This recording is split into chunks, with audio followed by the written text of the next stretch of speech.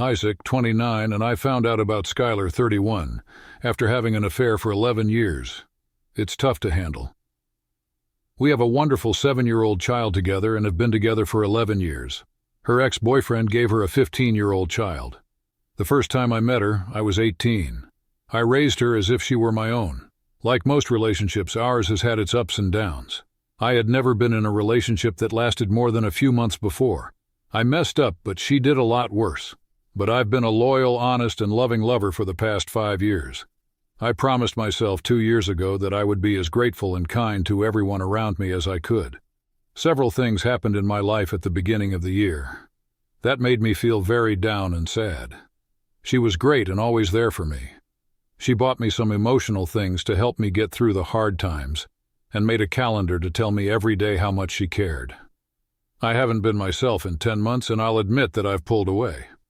But it was in my darkest hours that I knew I wanted to spend the rest of my life with this person, so I started making plans to ask them to marry me. During the lockdown, my fiancée was not working, but she finally found a new job where she seemed happier. I could tell my girlfriend was moving away at the start of October.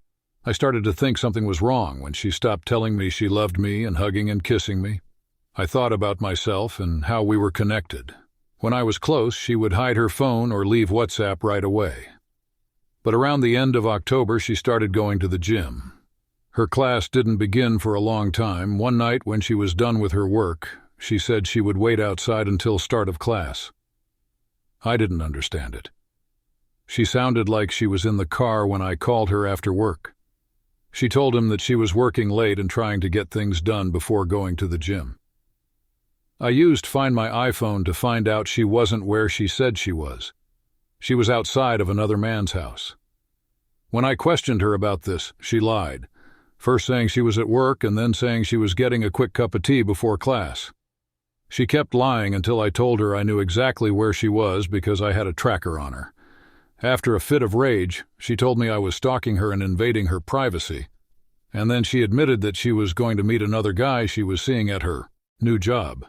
I told her we should talk about it at home, but she said no and turned off her phone. They drove to a nearby park and spent hours together after we talked. She asked him to get into her car. When I went to his house, they weren't there. When I told him what was going on, his father opened the door and said, "That sounds about right, he does it." Following this, she drove to her mother's house while continuing to kiss him and say she was sorry for going around his house with the moons. We finally talked, and she showed me the few emails she hadn't already thrown away. I almost found out about their affair a few days ago when she thought I was looking through her phone, which made him laugh. Before I called him and told him he was hurting a 7-year-old girl, I hadn't had a chance to do this. "I'm not doing anything wrong, I'm a one-man band," he laughed. In the end, we agreed that she would stop him everywhere and quit her new job to do what we wanted. She told us about other problems we were having, like money problems. I could never get her to tell me about her money problems. She was finally honest with me and said she owed $400 and had another $300 coming out. I gave her the $700 because I was moved by the fact that she was now telling the truth. She quickly unblocked him and blocked me on all of them. I told her she should go to therapy, but she said she couldn't afford it. She booked a hotel room with a man she was seeing for $700, which was the same price as therapy. She says that the last 11 years have been very hard for her, and that I have not loved her or cared for her enough. This is not true. I'm naturally loving, and I told her all the time how much I loved her. It was a very bad 10 months for me, but I was starting to feel better about myself. She calls me a narcissist and a prick when we're arguing, and she won't give me 50-50 rights. Last week, though, I had my daughter for 5 of the 7 nights because she wanted to see this man instead. I feel bad about myself and like I should have done more in the last year after every chat. She wouldn't sit down with the kids and explain what was going on because she needed to take care of it herself, so the kids wouldn't feel lonely. But this isn't possible because I've had my child almost every night. It's not fair to her. She's asking clear questions about what it means to cheat. I also didn't understand why I felt like I had left her. Why should we do it the way she wants us to? I didn't decide these things. She did. On top of everything else, I found out yesterday that the man she picked has a drug problem so bad that he can't see his own kids and just broke up with his ex-girlfriend because he got her pregnant and wouldn't let her have an abortion. I'm sorry if this seems too big or jumbled. My thoughts are all over the place right now. There's more, but I think this is long enough. It seemed like you two should have been together before the affair, but you stayed together for a lot of reasons, including the kids. This is how things were until a leaving event happened and stopped them. You had to break up with her because she picked the worst affair partner possible and was so mean to you that you had no choice. She's really angry. We're about to find out if she has any long-term plans with this guy because she knows he's bad. You can't get back on track after this. She took your money and paid for the room, but the person with whom she was having an affair did not. He doesn't even have to pay for dates or other things she wants to do to have sex with her. Do not get in touch with the affair partner again. This will only make things worse. You can only get in touch with Dove through lawyers or to set up a hearing. Your first priority right now should be to talk to a lawyer about getting a divorce and how to keep your kid safe while she is with him. You should let her go if she does. After that, my girlfriend went out with a guy around 3 a.m. Does she cheat? Sarah, my girlfriend of 34 years, has been staying with her parents for a few weeks now. Her 40-year-old boyfriend and I have noticed that she isn't responding as fast or at all when I turn on the computer. She is still connected to Facebook, and I see texts between her and different men. One of them asked to pick her up from a Halloween party that was getting bad. I think, dang, what should I do when I see this? I sent her a few messages, but she hasn't replied yet. When I didn't answer, she sent the guy a message asking when he would pick her up. He shows up to get her, and the two of them spend the night together. The good news is that Facebook's location tracking was turned on, so I know this. By telling her I knew she had cheated on me, I wanted to give her a chance to change. A few days go by and she still wants to talk. She says she's worried that I won't respond. She tells me, I did go help someone out. When I ask her where she went that night, she won't tell me who it was when I ask. She didn't want me to be upset, so I had to ask 5 times. She asked me later what I'll do if she tells me, and I tell her, nothing. I want to know if you're telling the truth. She finally gives me the name of a guy we both know who does home improvements and says he needs help working on a house at 3 a.m. on Halloween night. She didn't text the name she gave me to get someone to come get her. Right away, I approach her, telling her the real name of the person is Cameron Perry, and asking how long they've been talking. During this question, she tried to change the subject 3 times. She did say, not long and not like that at first. Then she said, 8 days later, he doesn't matter anymore. After further research, it was found that she had been talking to Cameron Perry for at least 10 months. That makes sense to me. I asked them where they went. She says he took her home. When I kept asking where they went and for how long, she kept lying. So I asked her about it and told her I knew the address, time, and details of her Halloween night visit with Cameron Perry to do home improvements. I also let her know that I know she has been talking to him for a while. She tells him that he was just trying to get a job with us to fix up a house, and that she was trying to put a friend in touch with him. After that, she says she sometimes said silly things to him to see if he was looking at her Facebook.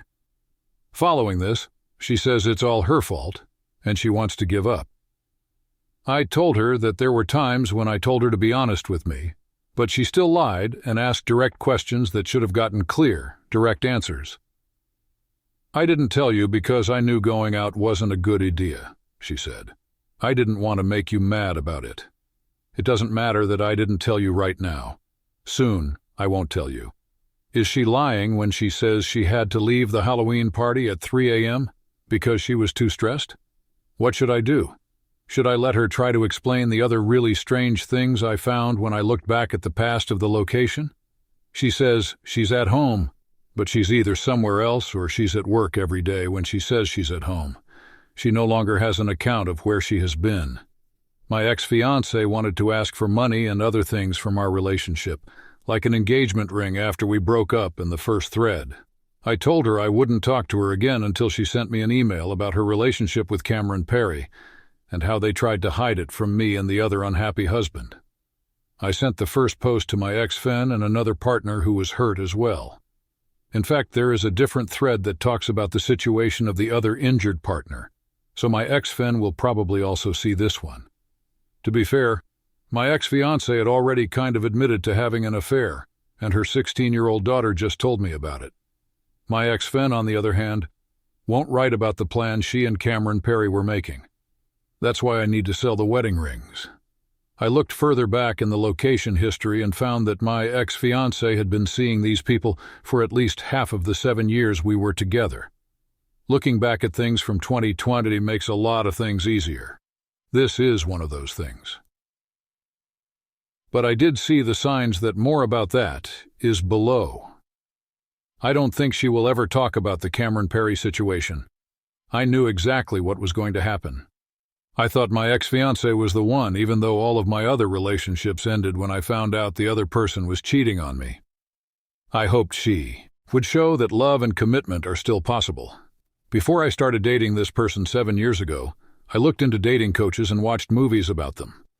With this knowledge, I was able to spot some of the signs of cheating, and I started to notice them about 3 years into our relationship. I remember that I found out someone was cheating in 2017. I didn't want to believe it because I thought she could change for the better and marry me. It was saved on a USB stick, but I lost it. I then switched my mind to forget and forgive but verify mode. I'm at my worst right now, but I can see past it and don't hurt myself when I think about it.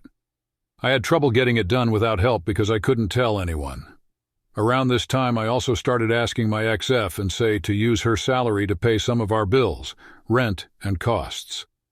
In the past, I didn't mind paying for most things myself.